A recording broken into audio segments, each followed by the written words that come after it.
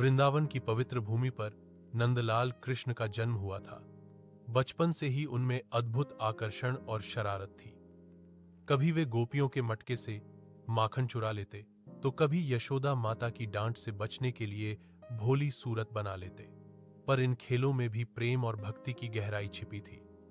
वृंदावन के हर जीव के लिए कृष्ण सिर्फ एक बालक नहीं, बल्कि आनंद और आशा के प्रतीक थे। एक दिन इंद्र के क्रोध से भारी वर्षा होने लगी। गोप, गोपाल और ग्वालिनें संकट में पड़ गईं। पशु, घर और खेत डूबने लगे।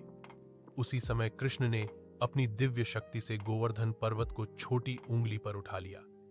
सभी ग्वाले उस पर्वत के नीचे सुरक्षित हो गए। 7 दिनों तक वर्षा होती रही, पर किसी को हानि नहीं हुई।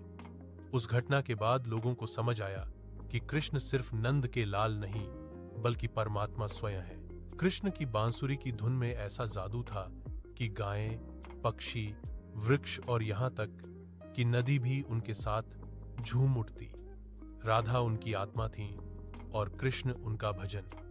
यह प्रेम साधारण नहीं था, यह भक्ति और आत्मसमर्पण का सर्वश्रेष्ठ रूप था। जीवन के आगे के चरण में कृष्ण ने महाभारत के युद्ध में अर्जुन को गीता का ज्ञान दिया, धर्म, कर्म और कर्तव्य का सार। उन्होंने सिखाया कि मनुष्य को फल की चिंता किए बिना धर्मपूर्ण कर्म करना चाहिए। कृष्ण का संदेश आज भी उतना ही जीवंत है जितना तब था। यही कारण है कि युगों से लाखों लोग कृष्ण को प्रेम, शांति और सत्य का प्रतीक मानते हैं। अगर चाहो तो इसे और छोटा और लंबा, ज्यादा धार्मिक, ज्यादा सरल या बच्चों की भाषा में भी लिखकर दे सकता हूं। बताओ कैसा चाहिए।